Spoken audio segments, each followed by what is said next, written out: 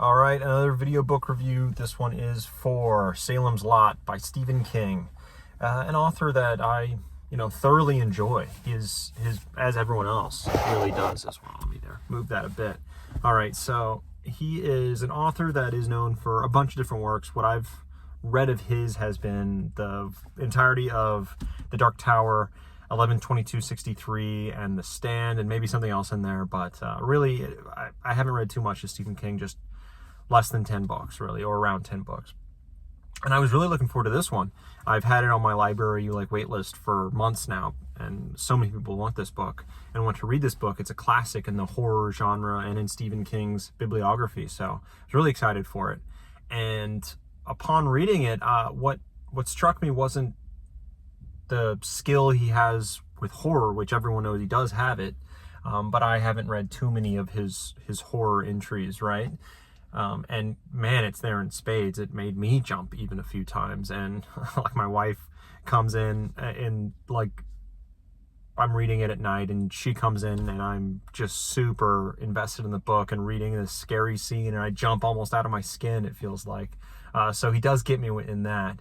But what really surprised me was like the eloquence in his prose and how he sets up not only a scene, but how he sets up and describes a location, the town of Salem's Lot, and how it progresses through the seasons and through the years, and how, the age of this town, coincides with, the people and all this kind of stuff, right? It's just such an interesting way of writing, and it takes such skill to do. And I remember one part where, it feels like we're flowing on the wind through the town, and we drop in on some people's lives as they, they're feeding their kid, and we come up and we go and see like some familial problems here, and we keep moving around, and it tells us how the town is, and it really breathes life into it, and makes you feel like there's a beating heart there, which makes it even hit harder when that beating heart starts slowing down and then dies, right? Which is what Salem's Lot is about. The name is Salem's Lot, and it's really about the life and death of a town. That's a big part of it. And I thought that was such an interesting way to write a book, and such an interesting, like, kind of really like a C plot. The main thing is the monster story, the vampire coming into town and just shaking things up, and knowing that and seeing the town rise and fall was just so interesting. And I really liked the cast of characters, at least the main cast. I wasn't like blown away by them or anything, but they sounded just like all Stephen King books are.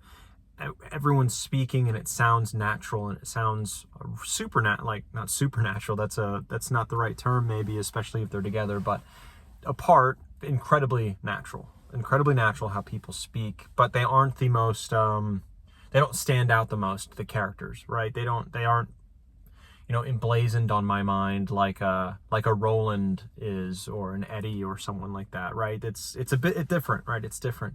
But the main character kind of reminds me of the 11/22/63 character, and some other, where it's just like a writer, an English teacher in that book, but like a writer it feels almost like an everyman, or a Stephen King insert, maybe, who knows. But so the main cast isn't the biggest thing in the world that I'm invested in.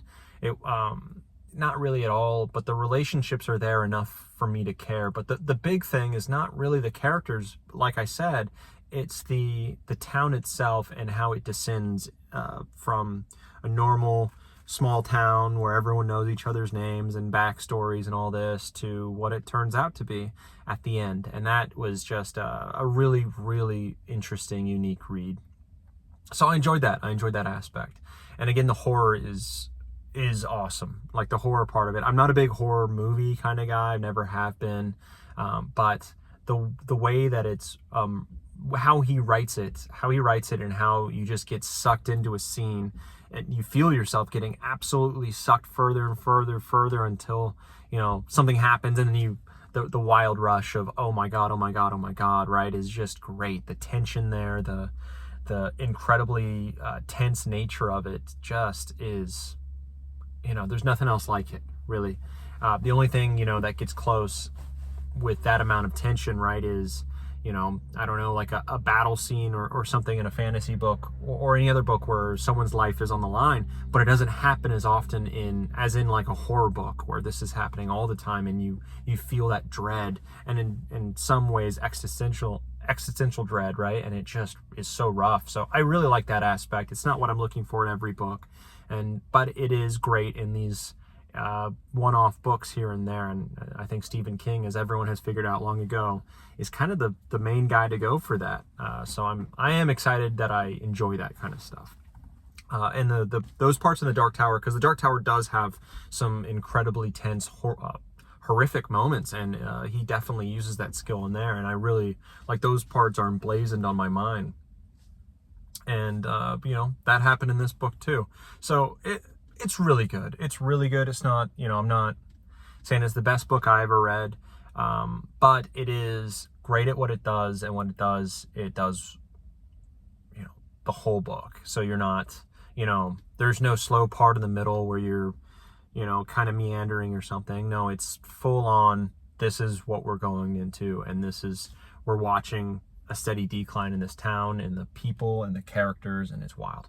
So I would say that it is a classic for a reason. It is just such a solid entry into Stephen King's bibliography.